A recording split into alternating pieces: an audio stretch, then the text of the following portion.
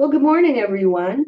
This is our April 4th and annual monthly meeting of the Tucson Hard Science Fiction Zoomers group.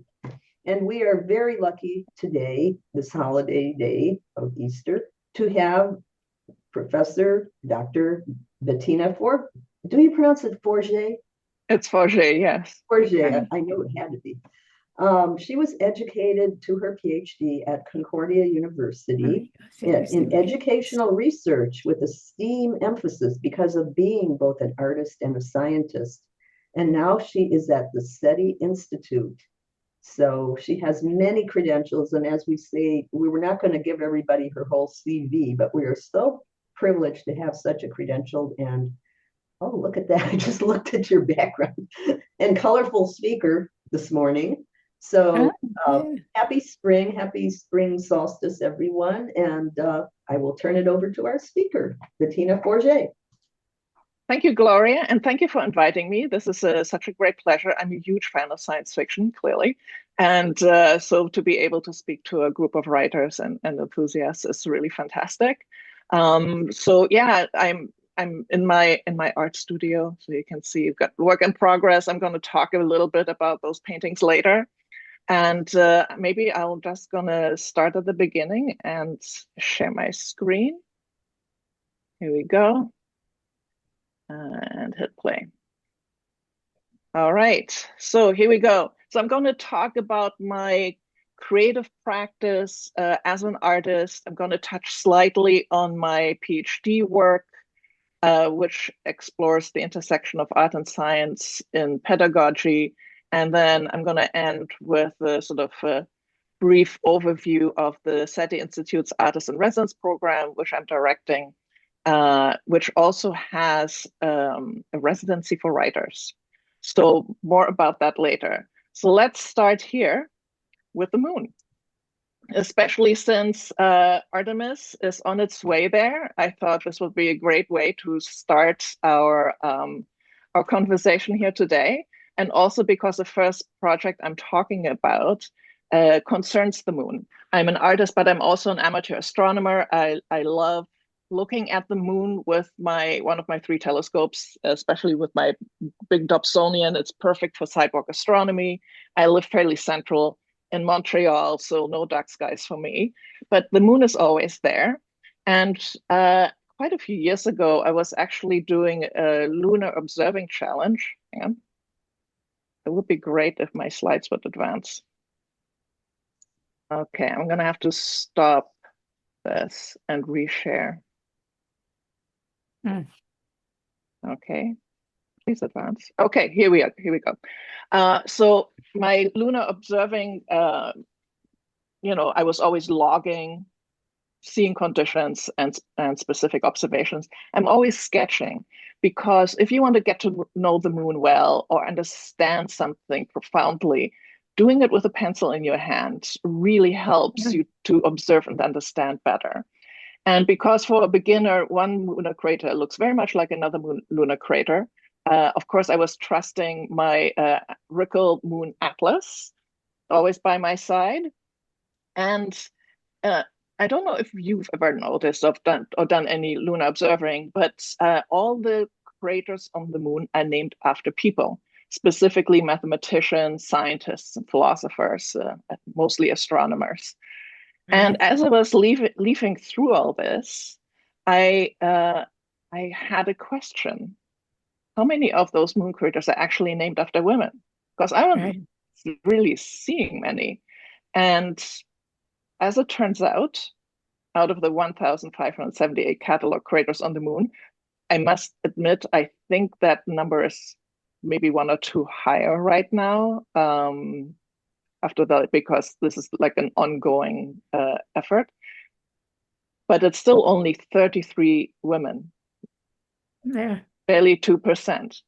And I'm not an optimist. I mean, I am an optimist, but I'm not, like an unreasonable optimist thinking it would be 50-50. But 2% is just really low. So why does it matter? Why would anybody care how many moon craters are named after women? It's after all fairly far away. But here's a really great quote of Lucy Lippert. Naming is, with mapping on photography, the way that we image and imagine communal history and identity. What she talks about is that when you, for example, in your mind, walk around your city, leave your front door, walk down your street, how many streets are named after women? How many monuments are named after an actual woman that is not a decorative object? And that matters because it paints a story about who we are, what our aspirations are, how we imagine ourselves. And that is projected not just on Earth, but also on the moon. So in a way, it's very disappointing that we're looking at the moon, we're also looking at the future and, the next big step of humanity, but it doesn't seem to include women. And I think that matters. So what I did was I did a series called Women with Impact, because the moon crater is made by an impact, but also the women after whom the moon crater is named have made an impact in their field. And I call that protest by celebration. So I'm not going to bitch and moan about it. I'm just going to make some art. And by drawing all of these moon craters, I'm making portraits of them. So they're all scientifically accurate, but I'm highlighting, the major features. And I'm also saying, look, it's 2%. It's not a lot. Have a think about it. I'm not going to tell you what to think, but you can make up your own mind. I was talking about my love for amateur astronomy and me observing at the telescope. This is an example of a log sheet where I take the time to note down what the seeing is like and making these little drawings. And this is the moon atlas that I was using, where I noticed that all the moon craters are named after people, but not women. And so we talked about the 2% and why that matters. I read you the Lucy Lippert quote. And so here are the moon craters that you didn't get to see. So these are the drawings, the portraits of the moon craters. There's 30 of them. Here a couple of close-ups. I use graphite, but for the really dark portions, actually, I use black acrylic paint because there's no atmosphere on the moon. So the light doesn't scatter. And when there is a shadow, it's really, really dark. And with graphite, because it's has a bit of metal shine to it, there's no way to get it to the full black unless you're using black acrylic paints. So I get a nice contrast. And here's the sort of what I call the family portraits at Forman Gallery and the exhibit at the Gallery of Southwestern Manitoba. And here it is hung differently, also a very beautiful way at the Montreal Planetarium. So here when I said look at the left, at the floor, you see the bios of all the women who had moon craters named after them. And I thought that was a wonderful way to display all that information. And okay, we're now at my studio. You've seen that. So here we are. We caught up with the exhibit at Macintosh Gallery with the large format works, and I have more. It's an ongoing series, so I'm working on 3 more right now, and there's more to come. So this is one way I'm pivoting the Women with Impact series. I'm also have 3D printed the moon craters. This was at a residency in San Francisco at Xenoform Labs. I have actually since then also bought my own 3D printer. I really fell in love with 3D printing then. I like the idea of maybe holding a moon crater in my hand. And it's just really fascinating just to see a piece of lunar surface appear on the print bed. After a while, I got an idea. I thought I could, rather than having the crater sink into the regolith, I could flip it and make a dome, put it on a shoe sole, and then you could walk around making your own moon craters. You could be a woman with impact. And so this is what I did. This is the prototype. I just wanted to see if this actually works. So I made this out of like a modeling clay. And you see the strings there, and I attached them to my boots. And then I walked around at the beach in San Francisco, making my own moon craters. So this is a project called One Small Step, and I printed a series of shoe soles with moon craters built in, and sending this to women who are scientists right now, so they can sort of film themselves walking around, making moon craters, and being women with impact. So there's a bit of like a video and performance piece. So talking about naming things, I went to I was artist in residence at Mont-Mégantic Observatory, which is in Quebec, very close to the border with Maine, which is an observatory where researchers run through from Université de Montréal.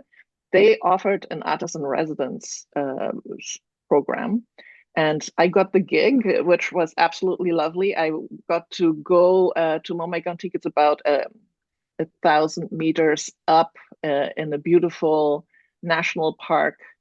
And so I spent some time, sort of several weeks, sort of 4-day stints spread out over a summer. And the program was also supported. The Mont-Mégantic works closely with the Institute for Research on Exoplanets, IREX. And became very, very interested in exoplanets during that time. As when I was pitching my project, I was researching the IREX site, and I came across this interesting quote. The definition of an exoplanet may be far from unanimous, but the astronomical community does, however, agree on something: the impossibility of classifying these celestial bodies. So again, we are back to naming things. And this intrigued me.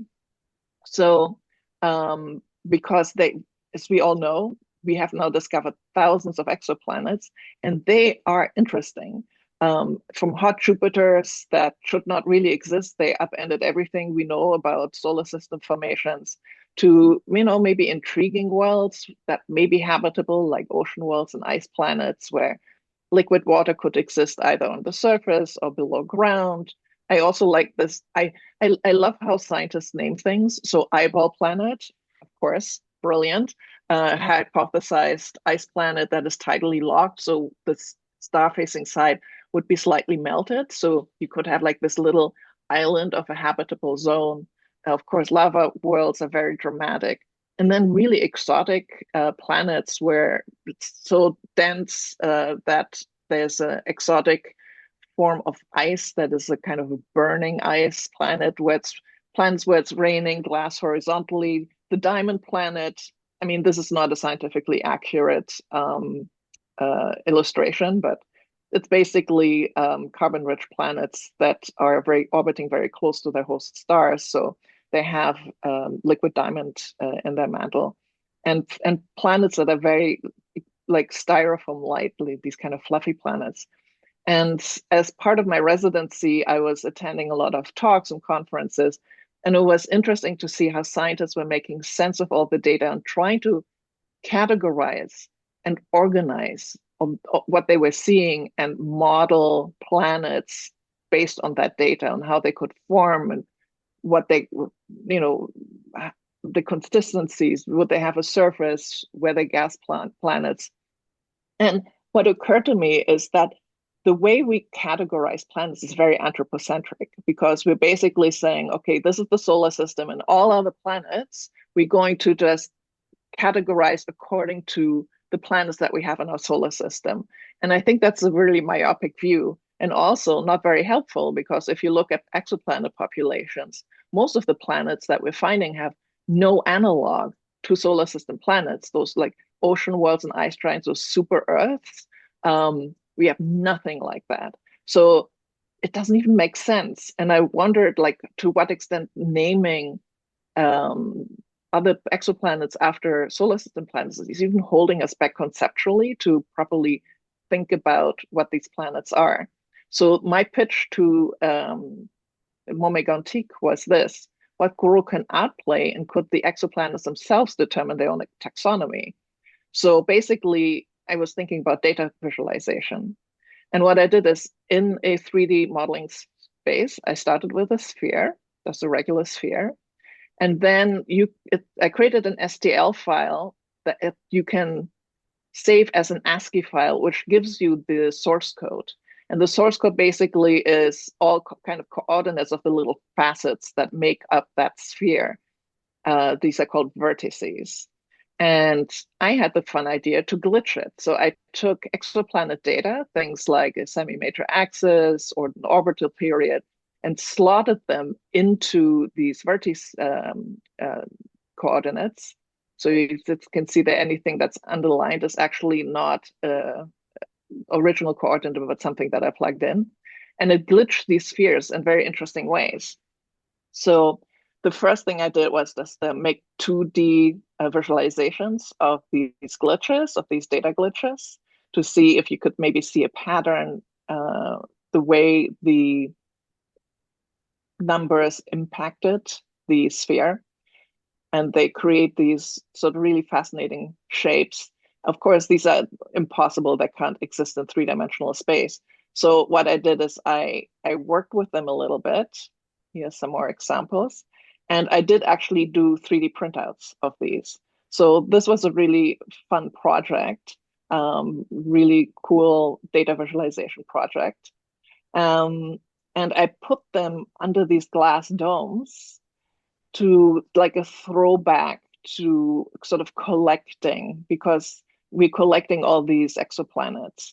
And I put them in this cabinet of curiosity, which, it's kind of in the Victorian era, people collected odd things, and these exoplanets are odd.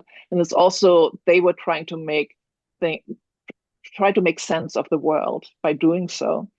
And it's also, I'm pointing towards an old idea of how we see the world that is very hierarchical, with like amoebas at the bottom and humans at the top. And here it says man at the top, of course. Whereas today, the way we understand science right now, it's much more horizontal and sort of more like this phylogenetic network that is more random, and there is no hierarchy, and humans are not at the top. And this is, much more contemporary. So I'm making this, highlighting this tension between how we approach exoplanet categorization in a kind of anachronistic way, but applying it to an extremely dynamic branch of science. So here's another installation at SciFest in St. Petersburg. That was before the Ukraine war. It was, but unfortunately during COVID, so I couldn't go. But the curator did a great job putting this cabinet together. And back at Xenoform Labs, I was interested in maybe exploring the sort of 3D world a bit more, and I did a virtual reality installation where you could go on flybys of these glitched exoplanets, and they, made them really colorful. It was a really fun interactive experience. So back at Montmec Antique, my main gig was my main project was doing the exoplanet zoo. But what on some days when I was there at the observatory, it was overcast and nobody could do anything. So what is lovely at Montmec Antique, at the foot of the mountain, they have, of course, the national park, and there's also a science museum that is dedicated to astronomy. And there is one section of that astronomy museum that is dedicated to cosmology. That's called the Cosmo Lab. It is very 80s. This is a sort of a picture of the interior. It's dark, and it's basically like a textbook printed out. Lots of text, all backlit, colorful. It's got some really great astrophotography. And basically what you're doing is you're going from panel to panel, and you are reading this text about cosmology, how it began, how it developed, and it highlights some of the sort of major concepts. There's another shot of it. And I'm more of an astronomy nerd, not so much a cosmology nerd. So it was great to sort of broaden and deepen my understanding of cosmology. I do know a little bit. And so what I noticed as I was going through, at one point I was expecting to see, for example, Vera Rubin, who discovered dark matter. And I didn't see her, but I did see a lot of men. And so once you notice something, you can't unsee it. I went back to the beginning of the exhibit and said, wait a minute, there have to be some women here. It turns out that according to the Cosmolab at Montmega Antique, the entire universe was only explored by men. It's not just a man's world, it's a man's universe. Zero women anywhere. So I went back to the up to the observatory to the residency where I was having lunch with the scientists, and it's like, guys, I know this there's like no women in the Cosmolab. Is it because there are no female cosmologists? They're like, do you know any? And they were like, he was like with his fork halfway to his mouth and it's going, well, I don't know. It's like, well, Vera Rubin. He goes, yeah, Vera Rubin, but like, there have to be others. Like, yeah, there have to be others. I can't think of any. It's like little wonder if they're not part of the museum exhibit. So I thought, are there any? Well, it turns out if you just do a casual Google search, there are plenty of very important female cosmologists, and here are a few. So I thought, okay, Bettina's going on a side quest. I'm going to make an art project about this. So this was my idea. Uh, I made some extra panels. I mean, basically, that whole exhibit at the Cosmolab is this backlit light boxes. It's like, I can do backlit light boxes. So after hours, I sneaked in there with tracing paper and a measuring tape and my app that identifies fonts and started taking measurements. It's like, I'm going to just make some that like could seamlessly fit in the existing exhibit. And somebody who works there saw me and was like, what are you doing? And I explained this to him. It's like, do you know any female cosmologists? He's like, oh my God, we don't have any. And it takes an artist to show up and just come with this different perspective. Nobody was against including them. It's just it had to occur to zero people. So my concept was not to have an exhibit that says, oh, and here are female cosmologists, because that is just sort of othering them and sidelining them and making them something, like here's physics for women. I wanted to make it about a subject, a research subject. So I found that 4 of the female cosmologists specifically focused on galaxies. So I called it Galactic Revolutions, and you'll see here the text is in French and English because it's in Quebec. And so I spent some time doing research and sourcing images, and I wrote this text. So first of all, Beatrice Tinsley, who discovered that galaxies evolve. Of course, Vera Rubin, and who confirmed dark matter. We now have an observatory named after her, but at the time, she kind of flew under the radar. Sandra Farber, who discovered the Great Attractor. So she's one of the like 7 samurai research group. So again, like these are not women who are not very famous, and I'm highlighting them. Like these are people, like scientists who made foundational discoveries that are part of cosmology. And the same with Margaret Geller, who worked with galactic superstructures and discovered the Great Wall. So what I did was basically I built these light boxes.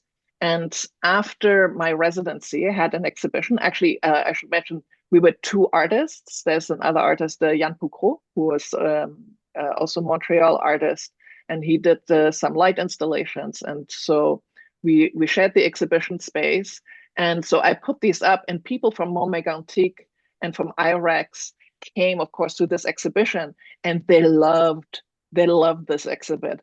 They were freaked out about how exactly it looked like the Cosmolab. And they thought, my scientific text was, waterproof. It was well researched.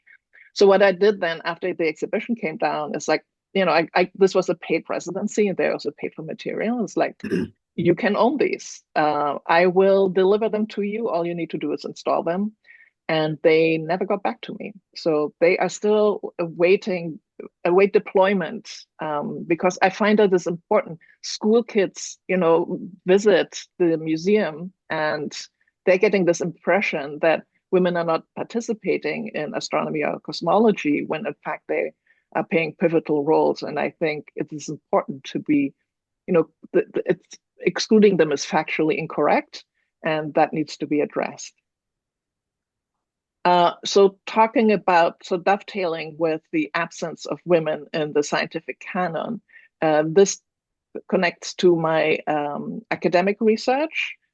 This is my project I did for the PhD. It's called Imagine Aliens. I'm interested in disrupting knowledge silos. So right now you're doing either science or art. I'm interested in transdisciplinary education where these subjects are connected. And specifically, what interests me is the what we call the leaky pipeline.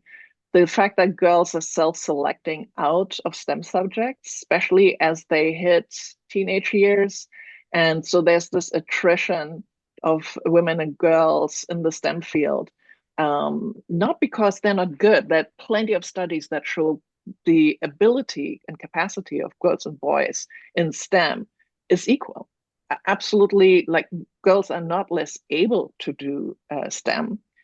There's just so much gender stereotypical pressure for them not to participate that they self-select out and sort of gravitate more toward the humanities and the arts. And I'm like, you know what? I'll just meet you where you are. And what I did with Imagine Aliens is I combined art and science. So I got kids, I went into three Montreal schools, three iterations of this project.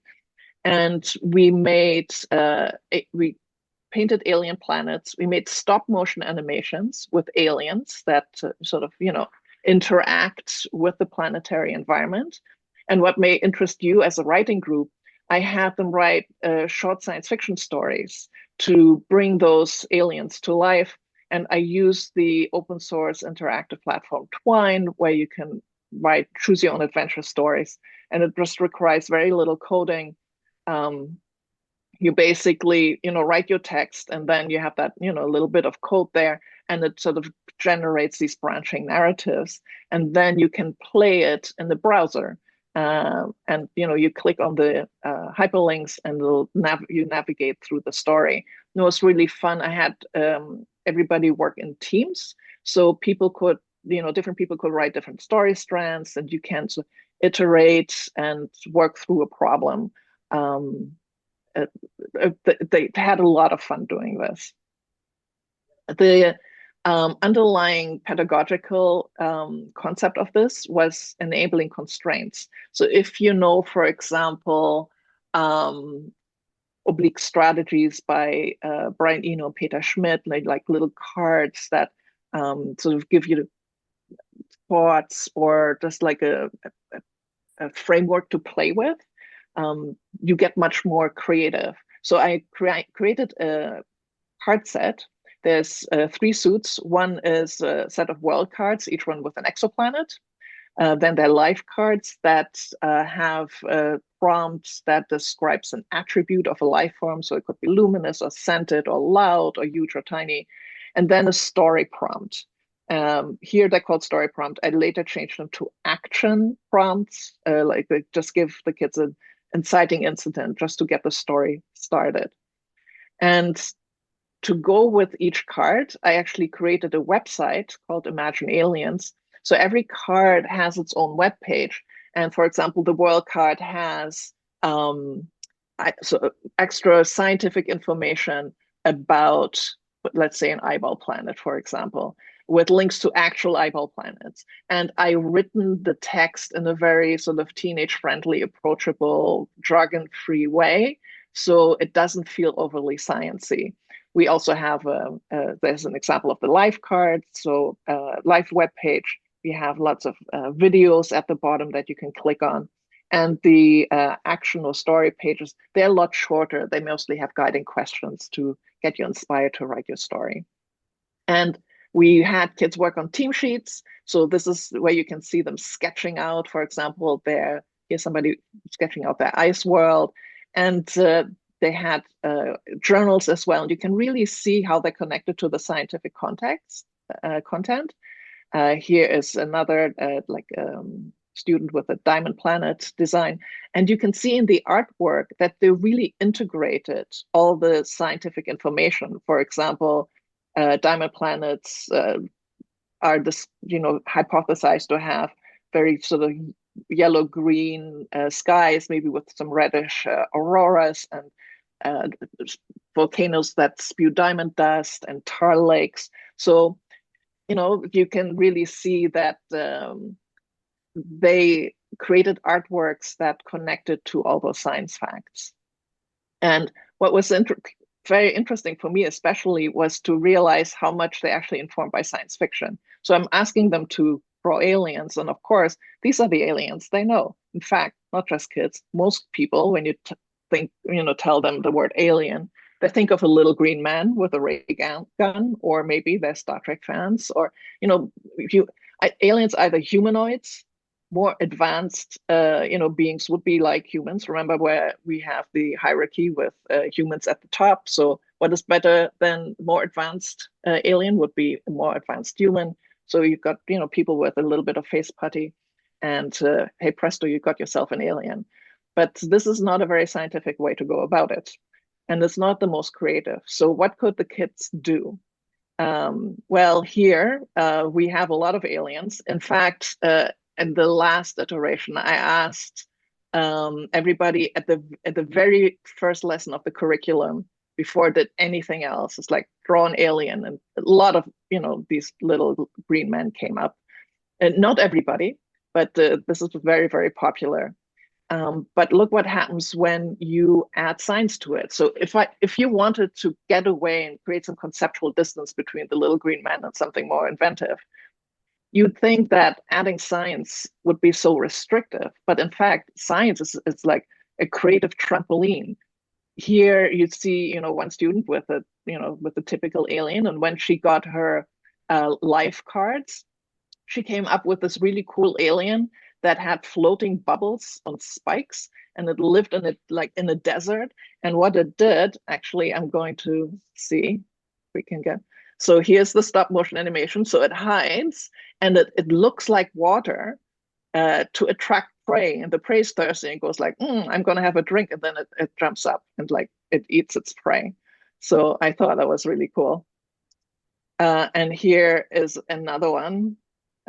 Again, emerging. So this is on an ice planet, and the student used tracing paper to create a translucent alien, and it's throwing these little spikes off as a defense mechanism. This is conceptually very, very far away from the little green man, and it is also more scientifically accurate. So you can actually combine art and science and have the kids learn something. You will notice there's a lot of pink, and because I was kind of focused on getting girls more interested in science, I did pay attention to gendered aesthetics. But gendered aesthetics doesn't always sort of suggest girliness or disengagement with STEM. So here's a cute example. This is a girl. She drew an ice planet, and she was in a team, and her teammates, boys, kind of nagged her about it, suggested it was a bit girly. It's an ice planet. Why is it pink? Because, of course, a girl's drawing it. And she's like, well, excuse me. Did you not read the science part of the ice planet? Did you forget that not all ice in the universe is water ice, and there's methane ice and nitrogen ice? They are different color. And for example, Neptune's moon Triton has nitrogen geysers, and it's all pink, and that's what I drew. And the boys were duly chastened. So, pink can mean a lot of things. Girls, like I said, pink is irresistible to them, and they're like heat-seeking missiles. As anything pink in the science content, they will find it. but they make it their own, and they're just painting the universe pink, but they're still learning all the science. So it was a really great project to work with. So I'm going to end. Just going to quickly check the time. I'm going to just do a brief overview of my work with the SETI Institute, with the Artist in Residence program. So SETI, Search for Extraterrestrial Intelligence, and the mission is to lead humanity's quest to understand the origins and prevalence of life and intelligence in the universe, and to share this knowledge with the world. When I asked Jill Tarter, you may know her from the movie Contact and the book Contact, why she supported an artist in residence program. I love this quote from her. How can we conceive of something that we can't yet conceive? How can we think about what we don't know? Art makes that happen. It connects us through imagination. So getting the artist's perspectives on the question, are we alone in the universe, is profound and really helpful. We have several residencies. So the Artist in Residence program has 5 structured residencies. Each is connected to a specific research area, because the SETI Institute is interdisciplinary. So we have a public art residency that focuses on climate change and planetary science. One, of course, that connects to AI art. We don't make AI art, but using AI in interesting ways. That connects to exoplanet research and astrobiology, is because our scientists do use a lot of AI in their research. BioArt connects to astrobiology. That is a really great connection. I'm going to talk a bit more about cosmic consciousness, because it connects to the question, what is communication, consciousness, and intelligence? And we're using literature and experimental poetry for this. And then there is a STEAM education one, Beyond Silos, that looks at the intersection of art and science in terms of knowledge production. And I want to highlight 2 things. So the Cosmic Consciousness Literary Residency, we're actually having an open call right now. The deadline is for June 1st. It's an 18-month remote residency with a stipend of $10,000. And we're inviting writers and poets of all genres. And the idea is to explore a question of what is consciousness, how do we communicate, what is intelligence, but it needs to be in connection with SETI research. There is an open call on the SETI website that has a lot more details on how to apply. And later this year, we will also have another call for the Cosmic Chronicles, which is for emerging writers and poets. So it's the same subject. Again, we're exploring consciousness and intelligence in connection with SETI research. It's a $1,000 prize for the best entry with 3 runners-up, and this is a jury that will read through everything. We had the first Cosmic Chronicles last summer, and we had entries from 33 countries, really like all over the world. It's all English speaking, because unfortunately we cannot judge all languages. That would be a very big jury indeed. So English language entries only, but it's open to everyone all over the world. Here's an example of an exoplanetary of a resident from the Cosmic Consciousness Residency. So that's the first one. That's the 18-month residency. Right now, our residents are 3 artists, Bart Kuipers, Daniela Brillestrada, and Julie Michel Morin. They're working together on a project called Exoplanetary Poetry, and they're very interested in habitability in exoplanets. And what they've done is they trained an AI on exoplanet data, specifically exoplanet atmospheric data, and use the AI to create poetry. And they are creating their own AI ethically. So they're not scraping anything. They ask for submissions, and they approach scientists to see if they would be willing to submit their research papers to this project. And so this was their open call. And I absolutely loved this project. And a lot of scientists who thought this was a really intriguing, brilliant idea.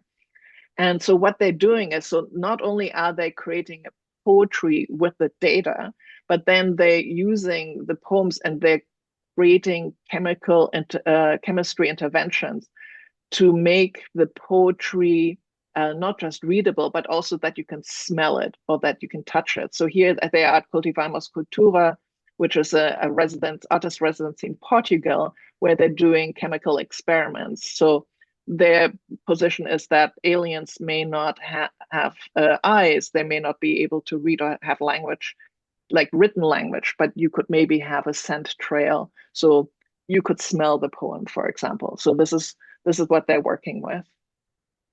If you are interested in the SETI Artist in Residence program, I suggest you go over to our website, seti.org/air. We have a newsletter that comes out every month that you could subscribe to. And also we do something called the SETI Lives. SETI Lives are typically like weekly half-hour programs where we talk to our scientists, but I also host chats with our artists. So you can see our alumni, what they have been up to, and the really fantastic projects that have come out of the SETI program.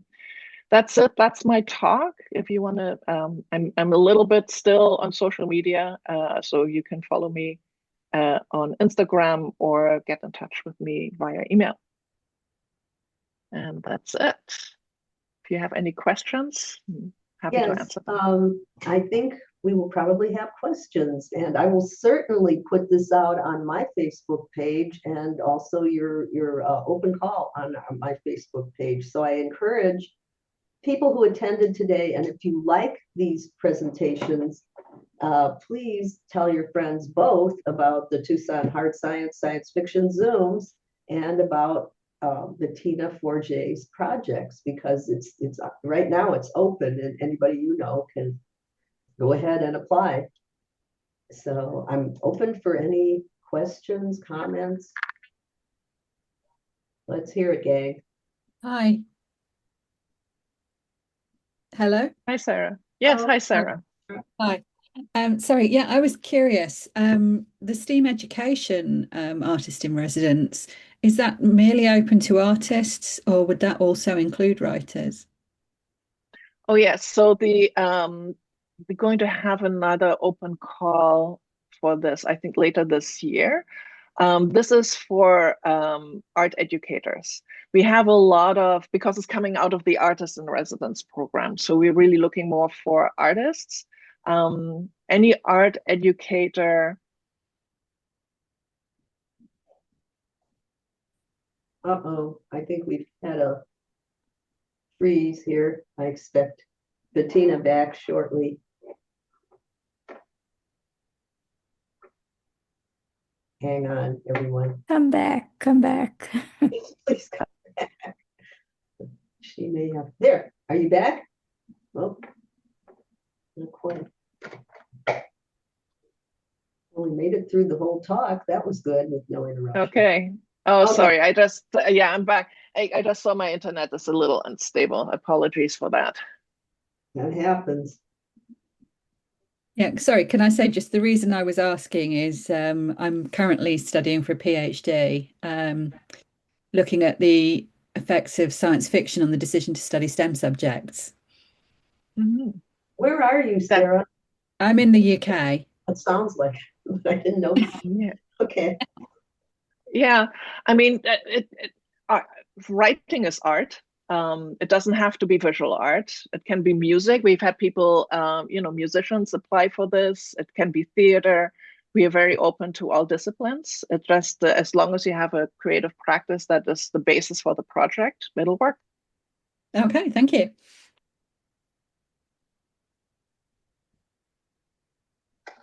May I say a word? I'm the host, but may I also? Oh, here comes someone, Karen Liptak. I'll let her go first. Go ahead, Karen. Okay, let me put on my video. Hi.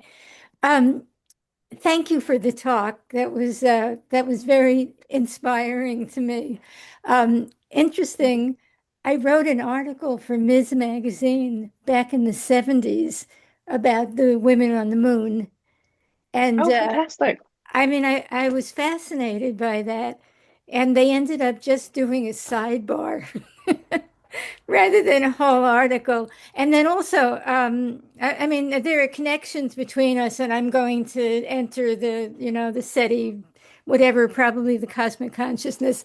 But I'm a member of the Tucson Amateur Astronomers Association, and I'm always the person who does the um, the outreach, the outreach that has the kids do their imagination of what an extraterrestrial will be. And then I also have Great. them write what they think an extraterrestrial will say, you know. Excellent. And also just another, just to add something, I had really just discovered AI in the past few weeks, really, hearing from going to classes, and there is so much that can be done that that astounds me, both in art and in writing. So anyway, but I was just, there's just a lot of things going around in my head trying to figure out what to do. And really, you have been very helpful with your presentation. So thank you very much. Well, And also, thank you. I see somebody say I met Jill in the Canary Islands in 2016. And I keep on meeting Seth at different Oh, yes, of conventions, course. Yeah. and we have talked about, whatever. So anyway, yeah, whatever. Thank you very much for Thank you. your presentation. Thank you.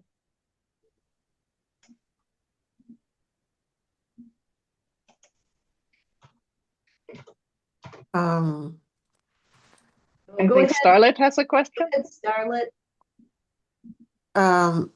I wanted to say, first and foremost, thank you so much for this talk. This presentation? I find it very inspiring. Thank you. And I am disabled. I am a poet and a writer. Mhm. And obviously I have to ask, even though I already know the answer. I assume you don't have any type of programs for people who are disabled that would not be able to go in person. So, did you guys have anything that is hybrid? Oh, actually, all of these residencies are remote. Really? Yeah, uh, because we are a science institute. If you go to the Carl Sagan Center, which is a headquarters in Mountain View, it's cubicles, and offices. We don't have an artist studio. So the artists that we're working with, they're all over the world. I have artists in Mexico, all over Europe, Dubai, Canada, and people just work remotely. And they already have a creative practice. They have their studios. They have their networks with galleries, and a lot of them are university professors. And if they want to come and visit us, I support that. If you want to come and visit the Allen Telescope Array, absolutely feel free to pop in. But most of the conversations, this all happens via Zoom. So all of this is remote. So you don't need to show up in person. You're absolutely welcome to join us. I am going to. I don't know if I will be selected, but I am going to try. I have to say that I have been writing on this novel. It's my first novel, and the mother of the protagonist, who is a little girl, she's an astrophysicist, and I include a lot of science in everything that I do. So I just feel very inspired by your advocacy for women to be recognized. Mm-hmm. And Yeah. I feel more inspiring, like I need to finish that novel. Yes, absolutely. We need your voice. I mean, the reason the Artist in Residence program exists, and this is also what Jill says, like we need imagination, we need different points of view. You can't answer the question, are we alone in the universe, or what is life even, with a really narrow band of minds and people with one perspective. This is also why the Artist in Residence program has bio art and public art and literature and lots of artistic disciplines, lots of people from all over the world with different backgrounds, because we need all these different perspectives. And somebody like poking is like, why are you thinking this way? Have you thought of this question? Have you considered this perspective? And this is what artists can bring to the table. So absolutely, we need your voice in this conversation. So please finish whatever you're writing on. Well, thank you so very much. I feel very, very inspired. Great, thank you.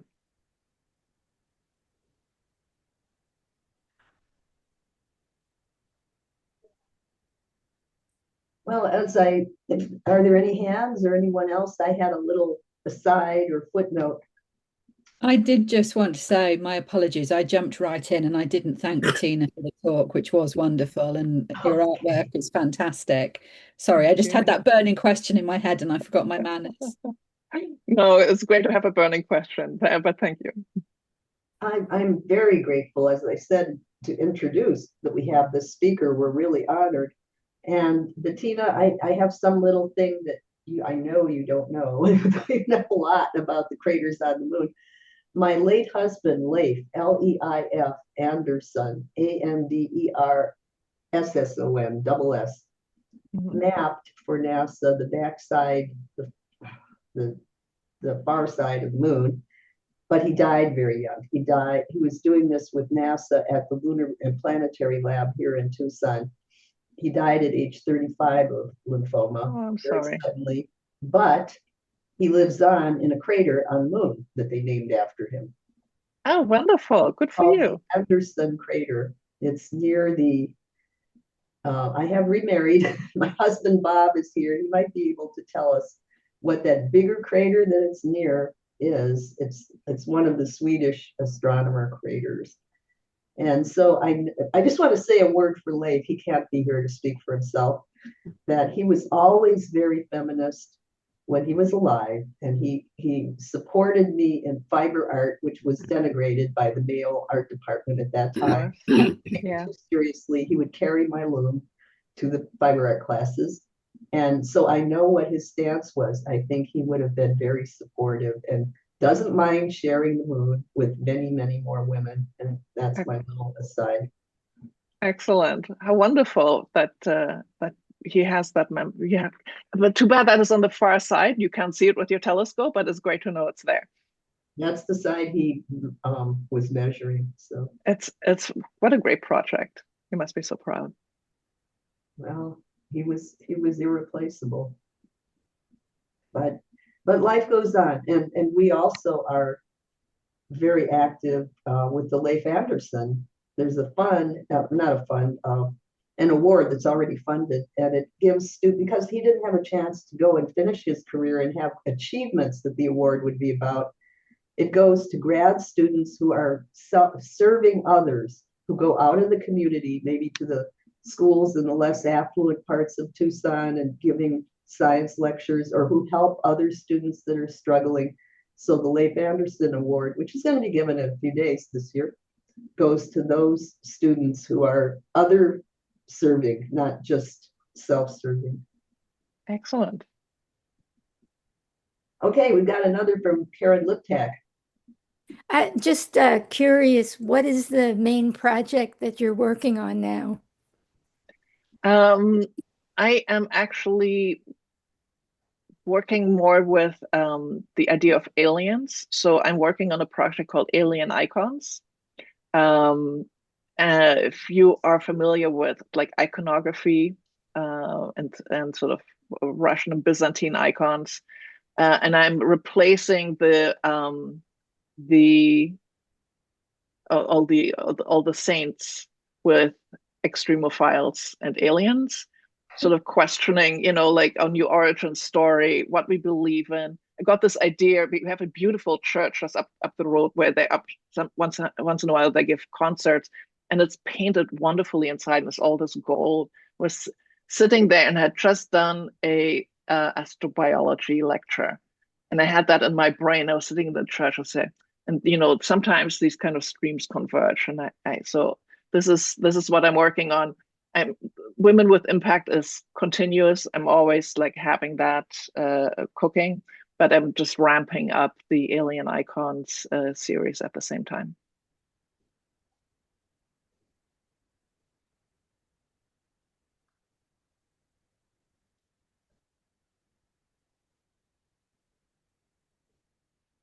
Okay, I think we have no more questions. This is So time to are just digesting. I'm sorry, I didn't mean to cut you off.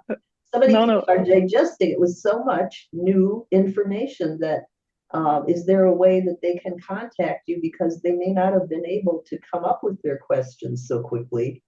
Is Of there a way course. we can get in touch with you?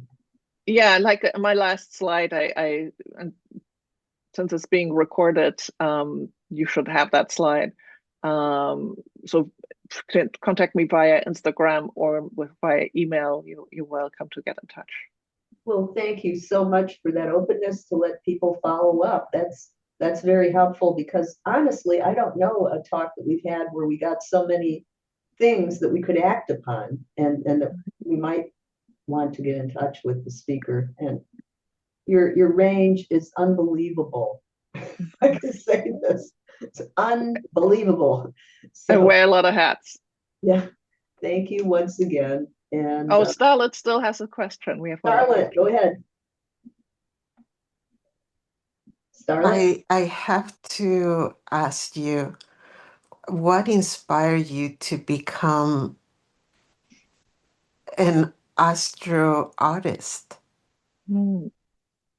That's a great question because I come from a family of artists. We have artists going back in every generation, going way back. My great grandfather worked at the Bauhaus and as a wood carver. My mom, trained me from as soon as I could hold a pencil. And there was no question I was going to art school. So very unusual. Normally, my friends, they had to fight their family so they could go into art school. I was just trued in, but I also always had an interest in science. So because I come from a family of artists, nobody knew what to do with me when I showed up with a pet snake or mollusks or collecting minerals and like organizing them, to the more scale. Um, if only somebody had given me a telescope then. It took me a while. It was, I think, in my 30s when I bought my first telescope. It's like I was always a huge sci-fi fan, and I just decided to give myself that for my birthday.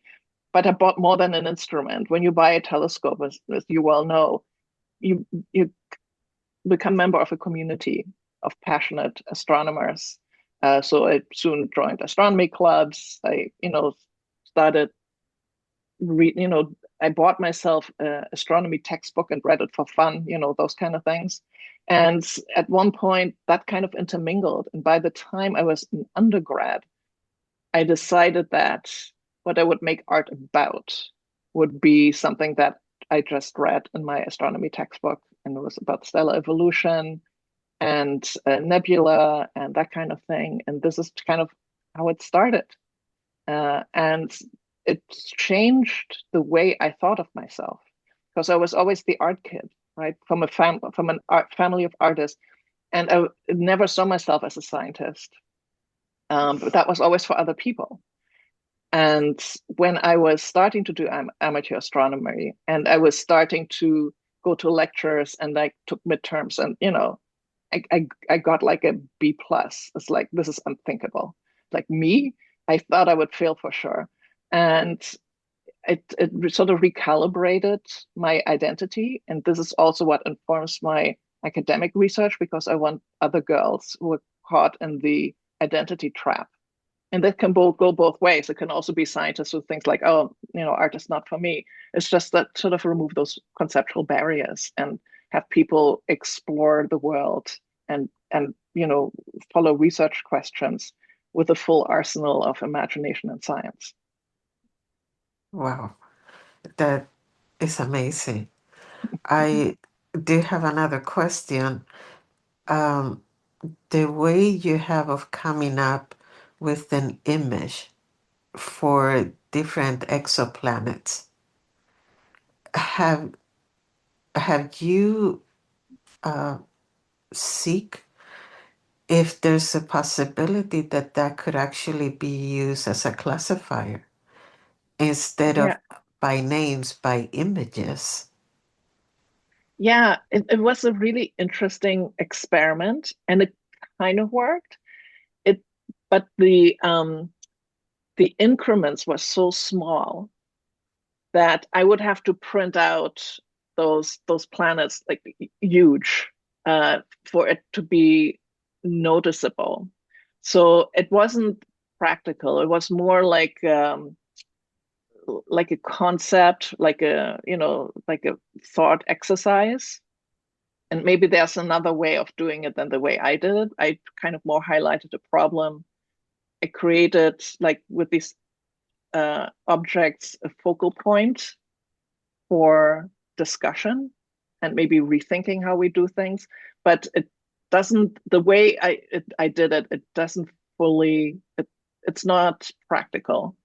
It's just like right now it's just a good idea, and maybe with another like grant in another year, I could come up with something that would work better. But I still like that approach. It's like let the planets tell you what they want to be, rather than us imposing, structures onto them that are not appropriate, and we're just doing it because those are the names we have. With that answer, I'm kind of visualizing it like exoplanets are like human beings. We can say, okay, that one has red hair, the other one has black hair, and you can see the difference there, but it's not really too much of a difference. It's not much of a difference, and it doesn't tell you who they are. Just, three people have red hair. They could still be vastly different kind of people. So it doesn't really tell you anything. And I think this is the approach that we have right now with the, how we categorize things, and it's just very surface. And I can, I've attended enough exoplanet conferences to understand how tricky it is to get any kind of modeling structure. Because the data is, fuzzy and not, sometimes a little dirty and unclear, and people are just doing the best they can. But this is my job as an artist, to poke at things and go like, is this the best way? Can I suggest another avenue? Just go this way. Wow. Seriously, you're very inspiring. Thank you. You're making me feel so much more confident as an artist. So, and what I Good. can do in life. So I really appreciate you being here today. Thank you. Thank you for your questions. Well, thank you again for a unique and extremely informative presentation. I took 5 pages of notes, and I hope everyone else was making a few notes, at least of where you can follow up, but you can watch. As I say, I'll have this up today or tomorrow, and you can go through, selectively watch the presentation and find the contact information. So with that said, don't forget, it's our YouTube web channel, and it's called the Tucson Hard Science with the hyphen science fiction channel. I think that's the correct name. So if you want to go there and see all 60 of our speakers of the past, it's the Tucson Hard Science hyphenated science fiction channel.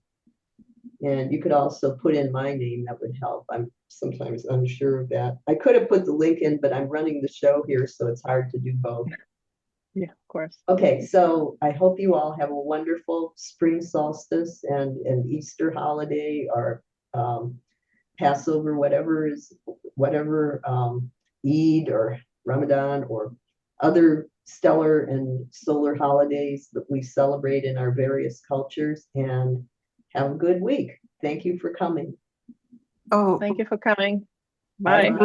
Bye-bye. Gloria, Thank you. Gloria, my answer to you is yes. I'm Oh, sorry I okay, didn't great. see it until now. Okay, wonderful. Thank you.